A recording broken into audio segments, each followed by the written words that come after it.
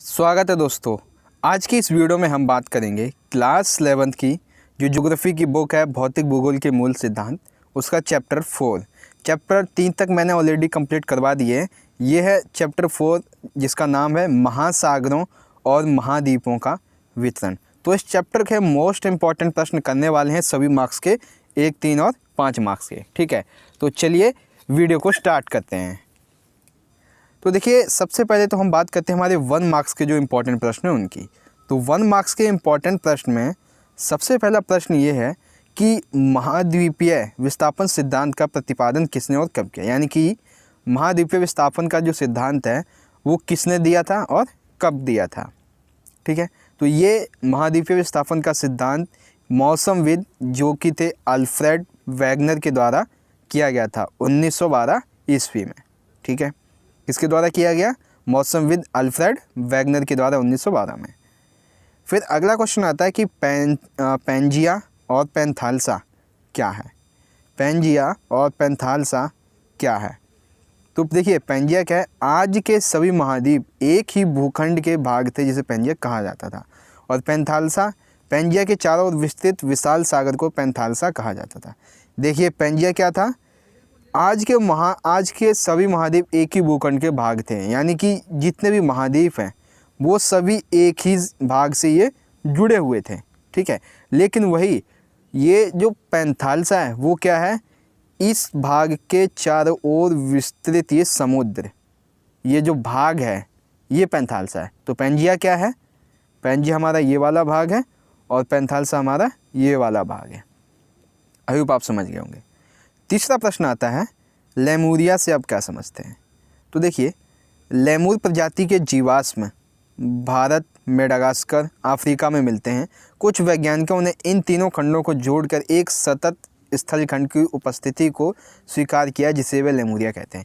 यानी कि लेमुरिया से मतलब ये है भारत, मेडागास्कर और अफ्रीका तीनों देशों को मिलाकर एक स्थल खंड बनाया गया जो कि जहाँ पर लेमुर प्रजाति की जीवाश्म पाए जाते हैं, उसी स्थान को कहा जाता है लेमुरिया। ठीक है, ये तीसरा प्रश्न था। बात करते हैं चौथे प्रश्न की। चौथा प्रश्न है पोलर फ्लाइंग वल और ज्वारीय वल क्या होते हैं या फिर किससे संबंधित हैं। आगे चल के हम अभी अच्छे से डिस्कस करेंगे। देखिए, पोलर फ्लीडिंग वल ये पृथ्वी के घूर्णन से संबंधित है। यानी कि हमारी जो पृथ्वी है ये चक्कर लगाती रहती है, इसी से संबंधित है ये वाला वल। ठीक है, फिर है कि ज्वारीय वल। तो ज्वारीय वल सूर्य एवं चंद्रमा के आकर्षण से संबंधित, इस आकर्षण बल के कारण महाद्वीपीय खंडों का विस्थापन हो सकता है। यानी कि ज्वारीय वल क्या है? ये सूर्य और चंद्रमा इन दोनों के आपस में आकर्षण से संबंधित बल है। और इन दोनों के इस आकर्षण के संबंधित बल की वजह से आने वाले समय में हो सकता है कि जो हमारे महाद्वीप हैं आज के, उनका विखंडन भी हो सकता है। ठीक है, तो ये था पोलर फ्लीडिंग वल और ज्वारीय वल। बात करते हैं रूपांतरित सीमा से क्या तात्पर्य है, यानी कि रूपांतरित सीमा होती क्या है। तो देखिए, अभी हम अभिसरण सीमा और अपसारी सीमा के बारे में भी बात करेंगे। ये 1 नंबर में पूछा जा सकता है कि रूपांतरित सीमा क्या होती है। दो विवर्तनिक प्लेटें जब एक दूसरे के साथ क्षैतिज दिशा में सरक जाती हैं किंतु नई प्रॉपर्टी ना तो निर्माण होता है ना ही विनाश होता है, इस तरह की सीमा को रूपांतरित सीमा कहते हैं। यानी कि क्या होता है, मान लीजिए ये 2 प्लेटें हैं। ठीक है, एक ये प्लेट है, एक ये प्लेट है। ये प्लेट इसके यहाँ पास में जब आती है, ठीक है, यानी कि जब यहाँ आती है तो ये एक दूसरे की क्षैतिज दिशा में, यानी कि या तो ऊपर नीचे या तो दाएं बाएं, ठीक है, इधर उधर चली जाती है। ये मतलब कि आपस में टकराती नहीं है। और जब ये आपस में मतलब क्षैतिज दिशा में गति करते हैं तो इसकी वजह से ना तो किसी नई प्रॉपर्टी का निर्माण होता है ना ही तो किसी का विनाश होता है। तो ऐसी प्लेटों के ऐसी जो प्लेटें होती हैं उन्हीं को कहा जाता है रूपांतर सीमा। ठीक है, ये थे हमारे 1 मार्क्स के 5 इंपॉर्टेंट प्रश्न। अब बात करते हैं 3-3 मार्क्स के जो हमारे इंपॉर्टेंट प्रश्न हैं उनकी। तो देखिए, 3 मार्क्स में हमारा सबसे पहला इंपॉर्टेंट प्रश्न क्या है? 3 मार्क्स में सबसे पहला इंपॉर्टेंट प्रश्न है अपसारी सीमा एवं अभिसरण सीमा में अंतर स्पष्ट कीजिए। अपसारी सीमा और अभिसरण सीमा। तो सबसे पहली है अपसारी सीमा। देखिए, इसमें 2 प्लेटें एक दूसरे से विपरीत दिशा में अलग हटती हैं। यानी कि इसमें क्या होता है, मान लीजिए ये 2 प्लेटें हैं। ठीक है, ये दो प्लेटें क्या है, ये दो प्लेटें एक दूसरे की विपरीत दिशा में चलती हैं। अगर ये ऊपर मतलब कि ये अगर पूरब में जा रही है तो ये पश्चिम में जाएगी, उत्तर की तरफ जा रही है तो ये दक्षिण की तरफ जाएगी। ठीक है, इसमें क्या होता है, जब ये एक दूसरे से विपरीत दिशा में गति करती हैं तो एक नई प्रॉपर्टी का निर्माण होता है। इसे प्रसारी स्थान भी कहा जाता है। इसका उदाहरण है मध्य अटलांटिक कटक। ठीक है, ये थी अपसारी सीमा। बात करते हैं अभिसरण सीमा की। किसकी? अभिसरण सीमा। तो देखिए अभिसरण सीमा में क्या होती है, इसमें दो प्लेटें एक दूसरे के समीप आती हैं। मान लीजिए ये दो प्लेटें हैं, ठीक है। अब ये दो प्लेटें क्या होती हैं, आपस में समीप आती है, एक दूसरे के पास आती हैं। एक प्लेट दूसरे प्लेट के नीचे धंस जाती है, यानी कि इन दोनों प्लेटों में ये टकरा जाती हैं। ठीक है, और यहाँ पे भूपट्टी नष्ट हो जाती है। इसे प्रविष्टन क्षेत्र भी कहा जाता है। इसका उदाहरण है प्रशांत महासागर प्लेट एवं अमेरिकी प्लेट। ये अपसारी सीमा का क्या उदाहरण है, मध्य अटलांटिक कटक। और अभिसरण सीमा का महासागरीय प्लेट भी है और अमेरिकी प्लेट भी है। तो अपसारी सीमा और अभिसरण सीमा में क्या अंतर है, आई होप आपको समझ में आ गया होगा। ठीक है, चलते हैं 3 मार्क्स के हमारे दूसरे प्रश्न की तरफ। 3 मार्क्स का हमारा दूसरा प्रश्न है, भूकंप व ज्वालामुखी की मुख्य 3 प्रमुख पेटियां कौन कौन सी हैं? कौन कौन सी? भूकंप व ज्वालामुखी की मुख्य 3 पेटियां कौन सी हैं?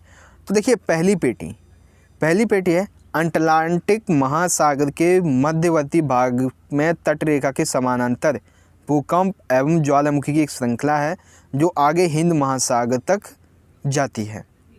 ठीक है, यानी कि क्या है, देखिए अटलांटिक महासागर के मध्यवर्ती भाग में तटरेखा के समांतर भूकंप, यानी कि अटलांटिक जो महासागर है उस महासागर के मध्य में एक तटरेखा जाती है। उसी तटरेखा के आपस में ये भूकंप मतलब पास में ये भूकंप और ज्वालामुखी की एक श्रृंखला पाई जाती है। ये पहली श्रृंखला है। दूसरी श्रृंखला है अल्पाइन क्षेत्र में, अल्पाइन से हिमालय श्रेणियों और प्रशांत महासागरों के किनारों के समरूप, यानी कि अल्पाइन हिमालय जो हमारा हिमालय है वहाँ से लेकर प्रशांत महासागरीय किनारों तक भूकंप व ज्वालामुखी की ये दूसरी पेटी पाई जाती है। तीसरी पेटी है या तीसरा क्षेत्र है प्रशांत महासागर के किनारे एक वलय के रूप में जिसे रिंग ऑफ फायर कहा जाता है। तीसरी पेटी कहाँ पाई जाती है? प्रशांत महासागर के किनारे पर, जो जहाँ पे रिंग ऑफ फायर का नामक स्थान है वहाँ पे पाया जाता है। ठीक है, तो भूकंप व ज्वालामुखी की मुख्य ये 3 पेटियाँ थी। आई होप आप समझ गए होंगे। 3 मार्क्स का हमारा लास्ट इंपॉर्टेंट प्रश्न बचता है। ये प्रश्न है कि प्लेसर निक्षेप क्या है और टिलाइट से आप क्या समझते हैं। ठीक है, पहला प्रश्न इसमें है कि प्लेसर निक्षेप क्या है। तो देखिए नदियों की तली में खनिजों का अवसाद के रूप में निक्षेपण प्लेसर निक्षेप कहे जाते हैं। इनके अंतर्गत नदियों की तली में सोने के भी निक्षेप मिलते हैं। यानी कि नदियों की तली जो हमारी नदियाँ होती हैं, ठीक है, इन नदियों का जो तल होता है, यानी कि यहाँ पे जो अवसाद होता है, यानी कि जब ये नदियाँ बहा के अपने साथ में मिट्टी कूड़ा करकट वगैरह लेके आती हैं तो वो जो नीचे जम जाता है उसी को कहा जाता है प्लेसर निक्षेप। ठीक है, और कई नदियाँ तो ऐसी होती हैं जहाँ पर देखिए एक तो नॉर्मल जो हम ये नदियाँ लेके आती हैं मिट्टी वगैरह वो पाया जाता है। कहीं पर नदियों की तली में जहाँ तक कोई जा नहीं पाता है वहाँ तक सोने का निक्षेप मिले हैं। ठीक है, दूसरा प्रश्न था इसमें टिलाइट क्या होता है। तो देखिए टिलाइट वे अवसादी चट्टानें हैं जो हिमानी निक्षेपण से निर्मित होती हैं। टिलाइट क्या है? ये वे अवसादी मतलब ये वे चट्टानें हैं जो कि नदियों के द्वारा लाए गए अवसाद से निर्मित होती हैं। जैसे गोंडवाना श्रेणी के आधार पे तल में टिलाइट पाए जाते हैं। इसी क्रम में प्रतिरूप भारत के अतिरिक्त दक्षिण गोलार्ध में अफ्रीका, फॉकलैंड द्वीप, मेडागास्कर, अंटार्कटिका और ऑस्ट्रेलिया में भी पाए जाते हैं। यानी कि ये जो देखिए टिलाइट क्या है, ये नदियों के द्वारा लाए गए अवसाद से बनी हुई चट्टानें टिलाइट कहलाती हैं। उदाहरण के लिए गोंडवाना लैंड में ये पाई जाती हैं। ठीक है, ऐसे ही प्रतिरूप जो है भारत में पाए गए हैं, दक्षिण अफ्रीका में भी, फॉकलैंड में भी और मेडागास्कर और अंटार्कटिका ऑस्ट्रेलिया में भी पाए गए हैं। ठीक है, तो प्लेसर निक्षेप क्या है और टिलाइट क्या है, आई होप आपको पता चल गया होगा। तो ये थे हमारे दोस्तों 3 मार्क्स के 3 इंपॉर्टेंट प्रश्न। आशा करता हूँ आपको समझ में आ गया होगा। दोस्तों अब आते हैं हमारे 5 मार्क्स के इम्पॉर्टेंट प्रश्न। 5 मार्क्स के इम्पॉर्टेंट प्रश्नों में सबसे पहला हमारा प्रश्न है और ये प्रश्न हमेशा 6 नंबर, आपका जो 5 नंबर के प्रश्न आते हैं उनमें पूछ लिया जाता है। वो क्या है? महाद्वीपीय विस्थापन का सिद्धांत और प्लेट विवर्तनिक सिद्धांत में मूलभूत अंतर बताइए। यानी कि हमें बस इतना बताना है महाद्वीपीय विस्थापन सिद्धांत क्या है और प्लेट विवर्तनिक ये जो सिद्धांत है वो क्या है। ठीक है, तो हम पहली बात करते हैं महाद्वीपीय विस्थापन सिद्धांत की। सबसे पहला पॉइंट देखिए, ये जो महाद्वीपीय विस्थापन सिद्धांत है ये वैगनार के द्वारा प्रतिपादित किया गया, यानी कि उनके द्वारा बताया गया है। ठीक है, वैगनार ने यह माना कि कार्बोनिफेरस युग में सभी स्थल भाग एक बड़े स्थल के रूप में एक दूसरे से जुड़े हुए थे। वैगनार ये जो विद्वान हुए हैं, भूगोलकर्ता हुए हैं, इन्होंने कहा है जो हमारा कार्बोनिफेरस युग आया था, ठीक है, उस युग में क्या था, आज के जो बड़े बड़े स्थल हैं, ये हमारे ये जो बड़े बड़े स्थल हैं ये सारे, ये सभी के सभी एक स्थल के रूप में जुड़े हुए थे। ठीक है, इस विशाल स्थलीय भाग को वैगनार ने पैंजिया कहा था। ठीक है, यानी कि ये जो एरिया था हमारा ये वाला, इस विशाल भूभाग को वैगनार ने क्या कहा था? पैंजिया कहा था। ठीक है, वैगनार का विचार था कि पैंजिया के कुछ भाग भूमध्य रेखा की ओर खिसकने लगे। यानी कि ये जो हमारा भाग था, ये भाग यहाँ पे भूमध्य रेखा की साइड में धीरे धीरे क्या करने लगा? खिसकने लगा था।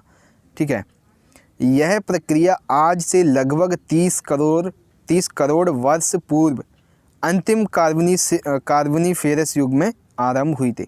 यानी कि ये जो पैंजिया है भूमध्य रेखा की तरफ खिसक रहा था धीरे धीरे, इसके कुछ भाग, वो कब प्रक्रिया शुरू हुई थी? 30 करोड़ वर्ष पूर्व, जो कि कार्बोनिफेरस का अंतिम युग था उस समय।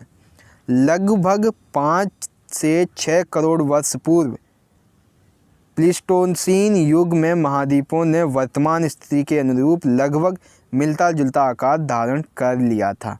यानी कि महाद्वीपीय विस्थापन सिद्धांत के अनुसार वैगनार कहते हैं कि लगभग 5 से 6 करोड़ वर्ष पहले प्लीस्टोसीन युग में महाद्वीपों ने आज का जो वर्तमान उनका रूप है वो धारण करना शुरू कर दिया था। तो महाद्वीपीय विस्थापन सिद्धांत क्या है? ये वैगनार के द्वारा दिया गया था। ठीक है, उनका मानना था कि ये कार्बोनिफेरस युग में सभी स्थल जो थे वो एक साथ जुड़े हुए थे, जिसे पैंजिया कहा जाता था। धीरे धीरे ये पैंजिया भूमध्य रेखा की तरफ इसके कुछ भाग खिसकने लगे और ये फिर अलग हो गए। ठीक है, और आज से लगभग 5 से 6 करोड़ वर्ष पहले ये आज का जो हमारा महाद्वीप पाए जाते हैं उन महाद्वीपों ने आकार लेना शुरू कर दिया था। ठीक है, तो ये था महाद्वीपीय विस्थापन सिद्धांत। बात करते हैं प्लेट विवर्तनिक सिद्धांत की। आई होप आपको महाद्वीपीय विस्थापन का सिद्धांत समझ में आ गया होगा। अब आता है हमारा प्लेट विवर्तनिक सिद्धांत। 20वीं शताब्दी के आरंभिक चरण में महाद्वीपीय विस्थापन सिद्धांत को स्वीकार करने में सबसे बड़ी चुनौती यह थी कि विद्वान समझ नहीं पा रहे थे कि सियाल के बने हुए महाद्वीप सीमा पर कैसे तैरते हैं और विस्थापित हो जाते हैं।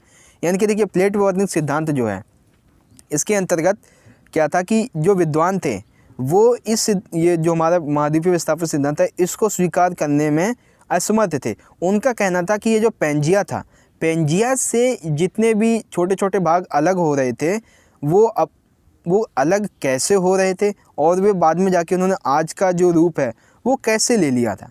तो ये एक बड़ी चुनौती थी इस महाद्वीपीय विस्थापन सिद्धांत को स्वीकार करने में। उस समय विद्वानों का यह विचार था कि महासागरीय भूपटि वैसाल्टिक स्तर का ही विस्तार है। जो उस समय के महासागर थे और महाद्वीप थे उनका विस्तार आज का, मतलब उस समय का जो वैसाल्टिक भूपटि थी उस तक ही विस्तार था। आर्थर होम्स ने सन 1928 में बताया कि भूगर्भ में तापमान में अंतर होने के कारण संवाहनीय धाराएं चलती हैं जो प्लेटों की गति प्रदान करती हैं। इस प्रकार प्लेटें सदा गतिशील रहती हैं और महाद्वीपों में विस्थापन पैदा करती रहती हैं। देखिए, ये एक तो चुनौती थी महाद्वीपीय विस्थापन सिद्धांत को स्वीकार करने में। फिर एक विद्वान हुए जिनका नाम है आर्थर होम्स। इन्होंने 1928 में बताया था कि भूगर्भ में जो उस समय के महाद्वीप थे उनके भूगर्भ में तापमान में हर एक जगह अंतर था। तो उसी अंतर की वजह से ये संवहनीय धाराएं चलने लगी और ये धाराएं चलने की वजह से अलग अलग जो प्लेटें थी वो गति करने लगी और गति करने के साथ साथ महाद्वीपों में विस्थापन होना शुरू हो गया और ये प्रक्रिया आज भी जारी है। ठीक है, तो प्लेट विवर्तनिक सिद्धांत क्या था, ये आई होप आपको पता चला होगा, और महाद्वीपीय विस्थापन सिद्धांत क्या है ये भी आपको पता चल गया होगा। तो बात करते हैं अगले प्रश्न की। अगला प्रश्न है और लास्ट प्रश्न है इस वीडियो का, उसके बाद हमारी ये वीडियो भी ख़त्म हो जाएगी और ये आपका चैप्टर भी। तो देखिए क्या है, महाद्वीपों के विस्थापन के पक्ष में क्या क्या प्रमाण दिए जा सकते हैं, यानी कि महाद्वीपों का जो विस्थापन हो रहा है उसके पक्ष में क्या क्या प्रमाण दिए गए हैं वो बताना है। तो पहला है महाद्वीपों में साम्यता। महाद्वीपों में साम्यता देखिए इसका मतलब क्या है, यदि हम महाद्वीपों के आकार को ध्यान से देखें तो पाएंगे कि इनके आमने सामने की तट रेखाओं में अद्भुत साम्य दिखता है। यानी कि मान लीजिए हम किसी महाद्वीप को देखते, मान लीजिए एक ये महाद्वीप है, एक ही महाद्वीप है, तो इन महाद्वीपों के आपस आमने सामने की जो रेखाएं हैं, मतलब कि जो आकृति है वो एक जैसी दिखती है। ठीक है। दूसरा पॉइंट है महासागरों के पार चट्टानों की आयु में समानता। इसका मतलब क्या है, वर्तमान में जो दो महाद्वीप एक दूसरे से दूर हैं उनकी चट्टानों की आयु में समानता मिलती है। यानी कि ये मान लीजिए ये दो महाद्वीप हैं, ठीक है, इन दोनों महाद्वीपों की आयु में समानता मिलती है। कैसे मिलती है, देखिए उदाहरण के लिए ये बताया जा रहा है, उदाहरण के तौर पर 200 करोड़ वर्ष पहले प्राचीन शैल समूह की एक पट्टी थी जो कि थी ब्राज़ील तट पर यानी दक्षिण अमेरिका और पश्चिम में अफ्रीकी तट पर मिलती है। इससे यह पता चलता है कि दोनों महाद्वीप प्राचीन काल में साथ साथ रहे थे। यानी कि जो महाद्वीप है वो पहले ये जो पेंजिया था हमारा, इस पेंजिया से ये महाद्वीप जो थे ये दोनों महाद्वीप अलग हुए थे। ठीक है। तो बाद में एक कहाँ पहुँच गया, ब्राज़ील के तट पर, एक आ गया इधर पश्चिमी अफ्रीका की तरफ। लेकिन इन दोनों में आयु की समानता देखने को मिलती है, ऐसा इन भूगोलविदताओं का मानना है। ठीक है। फिर आता है अगला पॉइंट। अगला पॉइंट है टिलाइट और प्लेसर निक्षेप। टिलाइट और प्लेसर निक्षेप आई होप आपको याद होगा, मैंने बताया ही था। टिलाइट ये हिमानी निक्षेपण से निर्मित अपसारी चट्टानें हैं। ऐसे निक्षेपों के प्रतिरूप दक्षिणी गोलार्ध के 6 विभिन्न स्थल खंडों में मिलते हैं जो इनके प्राचीन काल में साथ होने का प्रमाण है। यानी कि टिलाइट से हम क्या समझते हैं, ये देखिए टिलाइट जो है ये निक्षेपों के रूप में निर्मित हुए हैं, यानी चट्टानों के रूप में निर्मित हुए हैं, और ये अभी इनका जो प्रतिरूप है महाद्वीपों के आकार में पाया जाता है। कहाँ पे, दक्षिणी गोलार्ध के 6 विभिन्न स्थल खंडों में। फिर आता है प्लेसर निक्षेप। प्लेसर निक्षेप में क्या है कि सोना युक्त शिराएँ ब्राज़ील में पाई जाती हैं, जबकि प्लेसर निक्षेप घाना में मिलते हैं। इससे यह प्रमाणित होता है कि दक्षिण अमेरिका व अफ्रीका कभी एक जगह थे। यानी कि सोना युक्त जो शिराएँ हैं वो ब्राज़ील में पाई जाती है, जबकि प्लेसर निक्षेप घाना में मिलते हैं। सोना युक्त शिराएँ और प्लेसर निक्षेप एक दूसरे से जुड़े हुए हैं। तो इससे यह प्रमाणित होता है कि अफ्रीका और अमेरिका कभी एक जगह हुआ करते थे। ठीक है। फिर आता है जीवाश्मों का वितरण। जीवाश्मों का वितरण यानी कि कुछ महाद्वीपों पर ऐसे जीवों के अवशेष मिलते हैं जो वर्तमान में उस स्थान पर नहीं थे।